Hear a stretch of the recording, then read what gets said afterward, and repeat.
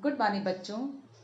हम लोग संज्ञा के विकारक तत्व लिंग वचन कारक नामक पाठ का अध्ययन कर रहे थे बच्चों, जिसके अंतर्गत हम लोगों ने लिंग का अध्ययन किया और उस लिंग के अंतर्गत हम लोगों ने पुल्लिंग शब्द का अध्ययन किया बच्चों।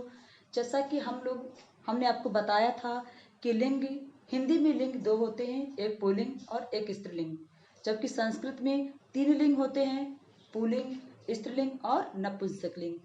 लेकिन हिंदी में सिर्फ 2 ही लिंग होते हैं, एक होता है पुल्लिंग और दूसरा होता है स्त्रीलिंग।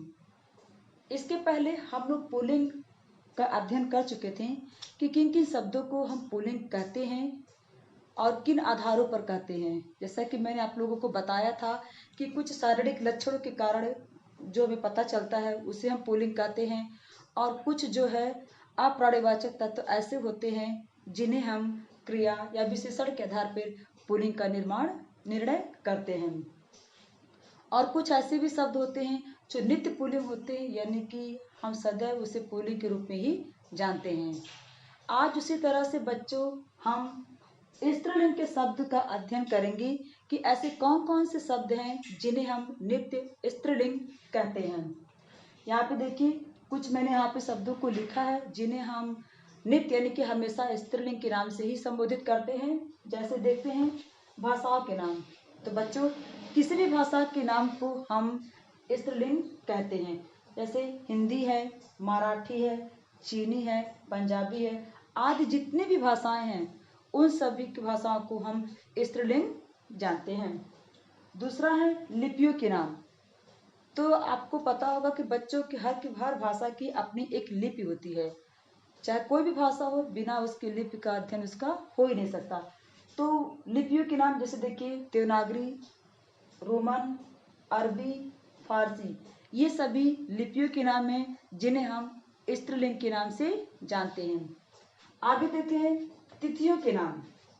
ऐसे बहुत सारे तिथियां जैसे देखिए प्रथमा, द्वितीया, तृतीया, चतुर्थी, पंचमी, अमावस्या, पूर्णिमा, ये सारे तिथियों के नाम हैं। जितने भी तिथि आपके होते हैं वो सब जैसे हिंदी पंचांग में, तो वो सारे तिथि जो है उसको हम स्त्रीलिंग के नाम से जानते हैं। आगे देखते हैं नदियों के नाम। तो बच्चों जितने भी नदियों के नाम हैं जैसे गंगा, यमुना, कावेरी, नर्मदा, कुछ अपवाद को छोड़ करके बाकी ये सारे नाम जो है इन्हें हम जो है स्त्रीलिंग के नाम से जानते हैं। आगे है मसालों के नाम, यानी कि हम अपने दिनचर्या में जिन जिन मसालों का प्रयोग करते हैं, जैसे लाल मिर्च हुआ, काली मिर्च हुआ, सौंफ हुआ, हल्दी हुआ, जीरा हुआ, ये सारे नाम जो है स्त्रीलिंग के अंतर्गत आते हैं। आगे देखते हैं झीलों के नाम। बच्चों जितने भी झील हैं उन सभी के नाम जो है, जैसे डल झील है, सांभर झील है, चिल्का झील है, ये सभी झीलों के नाम जो है उन्हें हम स्त्रीलिंग के नाम से जानते हैं। खेलों के नाम। खेलों के नाम के अंतर्गत बच्चों शतरंज है, कुश्ती है, तैराकी है, हॉकी है, आदि जितने भी खेल हैं उन सबको हम स्त्रीलिंग शब्द के नाम से जानते हैं। आगे देखते बच्चों पुल्लिंग के अंतर्गत कुछ ऐसे शब्द भी होते हैं जिन्हें हम अपवाद कहते हैं। अपवाद यानी कि जो नियम से थोड़े अलग होते हैं उन्हें हम अपवाद बोलते हैं। तो बच्चों अभी तक हम लोगों ने पढ़ा कि पुल्लिंग शब्द, किन किन शब्दों को हम पुल्लिंग शब्द कहते हैं और किन किन शब्दों को हम स्त्रीलिंग कहते हैं, यानी कैसे कौन से शब्द हैं जो नित्य या हमेशा पुल्लिंग शब्द के अंतर्गत आते हैं और ऐसे कौन से शब्द हैं जो सदैव स्त्रीलिंग के अंतर्गत आते हैं। इसके बावजूद बच्चों कुछ शब्द ऐसे भी होते हैं जो अपवाद कहे जाते हैं, जैसा कि मैंने अभी आप लोग को बताया। अपवाद यानी कि जो नियम से हट करके होते हैं, जो नियम का पालन नहीं करते हैं। जैसे अभी मैंने आप लोगों को मैंने आप लोगों को इसके पहले बताया था, मैंने आप लोगों को कि सभी वृक्षों के नाम पुल्लिंग होते हैं, लेकिन बच्चों इमली एक ऐसा वृक्ष है जो स्त्रीलिंग कहते हैं, यानी ये अपवाद है। सारे वृक्षों के नाम तो पुल्लिंग है, लेकिन इमली जो वृक्ष है वो जो है स्त्रीलिंग के अंतर्गत आता है। उसी तरह से सभी ग्रहों के नाम पुल्लिंग होते हैं, लेकिन पृथ्वी ग्रह जो है वो स्त्रीलिंग के अंतर्गत आता है। उसी तरह से अनाजों के नाम है। तो जितने ही बच्चों मैंने बताया था कि जितने भी अनाज है वे सभी पुल्लिंग के अंतर्गत आते हैं, लेकिन ज्वार, मक्का, अरहर ये सभी जो है अनाज के नाम जो है ये स्त्रीलिंग के अंतर्गत आते हैं। तो देखिए धातुओं के नाम, जितने भी धातु मैंने बताया था वे सभी पुल्लिंग के अंतर्गत आते हैं, जैसे सोना है, लोहा है, तांबा है, ये सभी पुल्लिंग के अंतर्गत आते हैं। लेकिन चांदी एक ऐसी धातु है जो स्त्रीलिंग के अंतर्गत आता है। उसी तरह से बच्चों जितने भी द्रव हैं वे सभी जो है पुल्लिंग के अंतर्गत आते हैं, लेकिन चाय, कॉफी, लस्सी ये नाम जो है, ये शब्द जो है ये स्त्रीलिंग के अंतर्गत आते हैं। आइए आगे देखते हैं।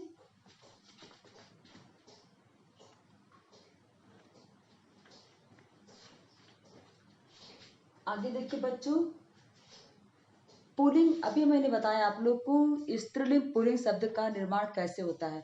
बच्चों पुल्लिंग शब्द का हो या चाहे स्त्रीलिंग शब्द का, उसके भी कुछ नियम होते हैं कि किन आधारों पे हम उन पुल्लिंग शब्द को हम पहचान कर सकते हैं। अगर उस नियम को बच्चों आप ध्यान से पढ़ेंगे तो उस नियम के आधार पे किसी भी शब्द को वो पुल्लिंग है या स्त्रीलिंग, इसकी पहचान आप बहुत ही आसानी से कर सकते हैं। जैसे देखिए यहाँ पे कुछ मैंने यहाँ पे नियम बताया है, जैसे खाना या दान, यानी कि जिन शब्दों के अंत में खाना या दान है उसे हम कहते हैं पुल्लिंग शब्द। जैसे देखिए पागल खाना, यहाँ पे खाना शब्द, पागल खाना यानी खाना शब्द अंत में है, शराब खाना इसमें अंत में है, और पीक दान इसमें भी दान है। यानी कि भी मैंने कहा कि जिन शब्दों के अंत में खाना हो या फिर दान हो, ऐसे शब्द जो है पुल्लिंग शब्द के अंतर्गत आते हैं। ठीक है, जैसे पागल खाना, शराब खाना, पीक दान, ऐसे बहुत सारे शब्द हैं बच्चों जिनको हम पुल्लिंग शब्द के नाम से जानते हैं। दूसरा है जिन शब्दों के अंत में एरा हो, यानी कि एरा प्रत्यय जिन शब्दों के अंत में लगा हो उसे हम कहते हैं पुल्लिंग शब्द। जैसे यहाँ पे देखिए सपेरा, यहाँ पे एरा लगा है, फुफेरा इसमें भी एरा लगा है, चचेरा इसमें भी एरा लगा है, उससे हो गया ममेरा। ठीक है, तो ऐसे बहुत सारे शब्द हैं जिनके अंत में एरा लगा रहता है। तो अगर ऐसे शब्द की पहचान आप करेंगे जिसमें एरा लगा हो तो वे शब्द पुल्लिंग शब्द के अंतर्गत आते हैं। बच्चों बहुत ही आसानी से आप पहचान लेंगे कि जिन शब्दों के अंत में एरा शब्द लगा है वे पुल्लिंग शब्द के अंतर्गत आते हैं। आगे देखते हैं आर शब्द, यानी कि जिसके अंत में आर लगा हो, आर शब्द लगा हो, उसको हम कहते हैं पुल्लिंग शब्द। जैसे लोहार, सुनार, कुम्हार, चमार, ये सारे शब्द यानी कि जिसके अंत में आर लगा हो, आर प्रत्यय है, आर शब्द लगा हो, ऐसे शब्द को हम कहेंगे पुल्लिंग शब्द। आगे देखते हैं जिन शब्दों के अंत में अक लगा हो, अक प्रत्यय लगा हो, ऐसे शब्दों को हम कहेंगे पुल्लिंग शब्द। चालक हुआ, गायक हुआ, नायक हुआ, तो इस तरह से जितने भी शब्द हैं, जहाँ पे लेखक हो गया, तो जहाँ पे ऐसे शब्द हो गए, पाठक भी हो गया, ऐसे जितने भी शब्द हैं जिसके अंतर्गत अक लगा हो, ऐसे शब्द को हम पुल्लिंग शब्द कहते हैं। तो बच्चों इसके आधार पर आप ये जान सकते हैं कि ये पुल्लिंग शब्द है। यहाँ पे कुछ जो मैंने नियम बताया है आप उसको सदैव ध्यान में रखिएगा, और किसी भी शब्द की पहचान करने के लिए, यानी कि अभी मैंने बताया कि कुछ शब्द तो शारीरिक लक्षणों के आधार पे जाने जा सकते हैं। जैसे यहाँ पे देखिए अभी मैंने बताया था कि खाना और दान अगर शब्द रहेगा तो पुल्लिंग शब्द होगा, एरा शब्द किसी शब्द के अंत में रहेगा तो वो पुल्लिंग शब्द होगा, आर शब्द किसी शब्द के अंतर्गत रहेगा तो भी पुल्लिंग शब्द होगा, अक शब्द अगर किसी पुल्लिंग शब्द के अंतर्गत होगा तो भी पुल्लिंग शब्द होगा। ऐसे और भी शब्द हैं बच्चों, जैसे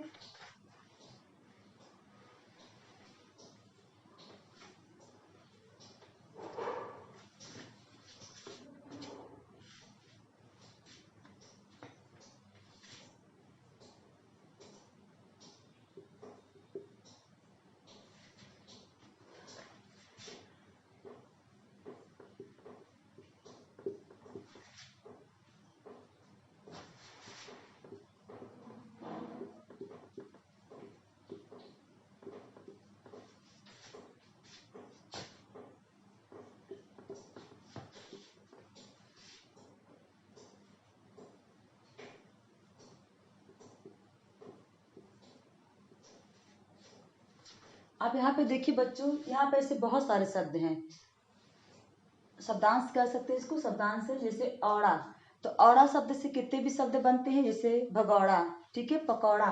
तो इन सारे शब्दों को हम कहेंगे पुल्लिंग। ये देखिए, लड़कपन हुआ, बचपन हुआ, ऐसे शब्दों को हम बोलेंगे पुल्लिंग शब्द। त्व, महत्व, स्त्रीत्व, ये सारे शब्द, महत्व हो गया, लघुत्व हो गया, ऐसे शब्दों को जिनके अंत में त्व लगा हो, उसको भी हम कहेंगे पुल्लिंग शब्द। आ, जैसे चढ़ाव हो गया, ठीक है। और आ प्रत्यय जितने भी शब्द में लगे होंगे बच्चों, उस तरह के शब्दों में आ जाएंगे। चढ़ाव हो गया, बचाव हो गया, बहाव हो गया, ऐसे शब्दों को हम पुल्लिंग शब्द के अंतर्गत लिखेंगे। और देखिए, भुलावा हो गया, दिवाला हो गया, तो ऐसे शब्दों को हम बोलेंगे पुल्लिंग शब्द, यानी कि जिन शब्दों के अंत में आवा प्रत्यय जुड़ा हो ना। देखिए, भूलना, चुनना, पढ़ना, ऐसे शब्दों को भी हम कहेंगे पुल्लिंग शब्द। आगे देखिए, आपा, यानी कि जिन शब्दों के अंत में आपा लगा हो, ऐसे शब्दों को हम पुल्लिंग शब्द कहेंगे। जैसे बुढ़ापा, बुढ़ापा हो गया, मोटापा हो गया, ऐसे सारे शब्द जो है पुल्लिंग शब्द के अंतर्गत आते हैं। आगे देखते हैं बच्चों,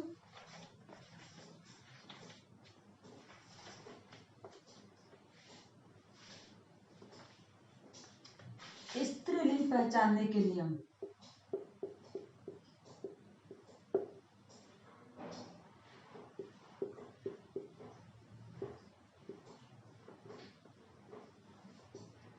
बच्चों, जैसे मैंने अभी आप लोगों को बताया कि पुल्लिंग शब्द के कुछ नियम होते हैं, जिनके आधार पे हम उनको पहचान सकते हैं कि वो पुल्लिंग शब्द हैं अथवा स्त्रीलिंग शब्द हैं।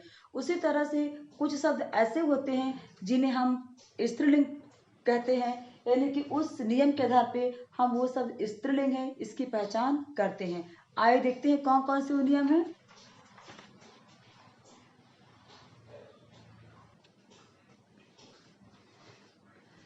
आइए बच्चों, आगे देखते हैं स्त्रीलिंग के नियम।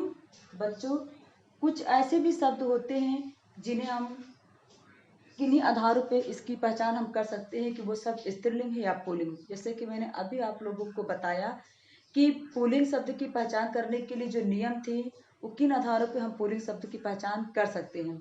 अब उसी देखिए, उसी तरह से स्त्रीलिंग के भी कुछ नियम होते हैं जिनके आधारों पर हम ये पहचान कर सकते हैं कि वे शब्द स्त्रीलिंग है या पुल्लिंग। जैसे देखिए बच्चों, जैसे देखिए, अब या है, या प्रत्यय अगर हम किसी शब्द के अंत में देखते हैं तो वे शब्द जो है स्त्रीलिंग के अंतर्गत आते हैं। जैसे डिबिया हो गया, चिड़िया हो गया, चूहिया हो गया, ये सारे शब्द जो है स्त्रीलिंग के अंतर्गत आते हैं। उसी तरह से आहट जब प्रत्यय जिस शब्द के अंतर्गत लगा होगा, जिस शब्द के अंत में लगा होगा, ऐसे शब्द को हम स्त्रीलिंग के नाम से जानते हैं। जैसे अकुलाहट, गड़गड़ाहट, मुस्कुराहट, ये सारे शब्द जो है स्त्रीलिंग के अंतर्गत आते हैं। उसी तरह से आवट प्रत्यय, यानी कि जिन शब्दों के अंत में आवट प्रत्यय लगा हो, ऐसे शब्द को भी हम स्त्रीलिंग के नाम से जानते हैं। जैसे सजावट, लिखावट, ऐसे शब्द है जिन्हें हम स्त्रीलिंग कहते हैं क्योंकि उस शब्द के अंत में ये प्रत्यय लगा हुआ है। उसी तरह से ता प्रत्यय जिसमें लगा हो बच्चों, उसको भी हम कहते हैं स्त्रीलिंग। जैसे लघुता हो गया, सर्वता हो गया, नम्रता हो गया, ये सारे शब्द यानी कि जिसके अंत में ता प्रत्यय लगा है, उसको हम स्त्रीलिंग के नाम से जानते हैं। आई देखिए, जिस शब्द के अंतर्गत आई है उसी को हम आप स्त्रीलिंग के नाम से जानते हैं। आगे देखिए बच्चों, संस्कृत के शब्द, कुछ शब्द ऐसे होते हैं बच्चों जो संस्कृत में के आधार पर बता रहे हैं वहां पे कि जिसके शब्द में अंत हो। अगर संस्कृत के शब्द हैं, अक्सर आप लोग को मालूम है कैसे बहुत सारे संस्कृत के शब्द हमारी हिंदी भाषा में प्रयोग किए जाते हैं। तो अगर ऐसे शब्द आपके सामने आ जाते हैं और आपको ये पूछा जाता है कि आपका ये पुल्लिंग है या स्त्रीलिंग है, तो आप किस आधार पे कहेंगे। तो बच्चों आप ध्यान दीजिएगा इस चीज पे कि जिस अगर वो संस्कृत शब्द है और उसके अंत में अना प्रत्यय लगा है, तो आप समझ लीजिएगा कि वे जो है पुल्लिंग शब्द नहीं, स्त्रीलिंग के शब्द हैं। जैसे वेदना है, करुणा है, ठीक है, ये सारे सूचना है, ये सारे शब्द जो है यहाँ पे जो स्त्रीलिंग के अंतर्गत आते हैं। उसी तरह से देखिए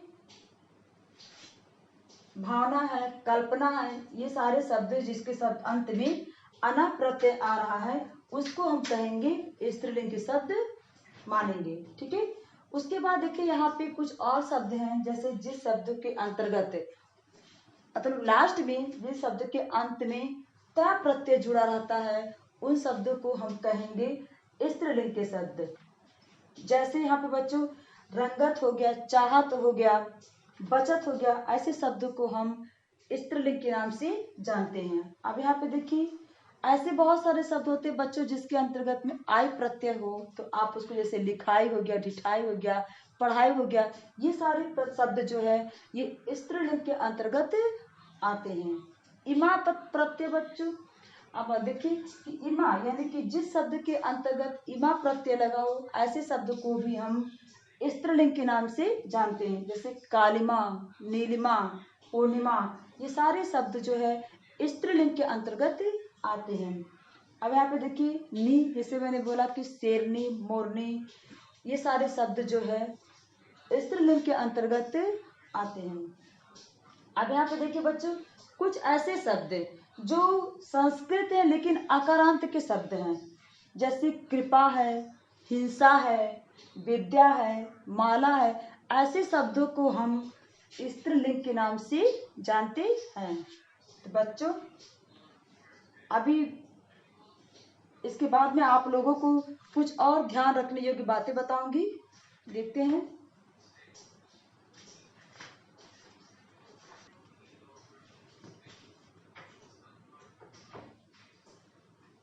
आगे देखते बच्चों कि कुछ शब्द ऐसे होते हैं कि जो सदा पुल्लिंग होते हैं, जैसे मच्छर, कौवा, खटमल, उल्लू, भेड़िया, कछुआ आदि।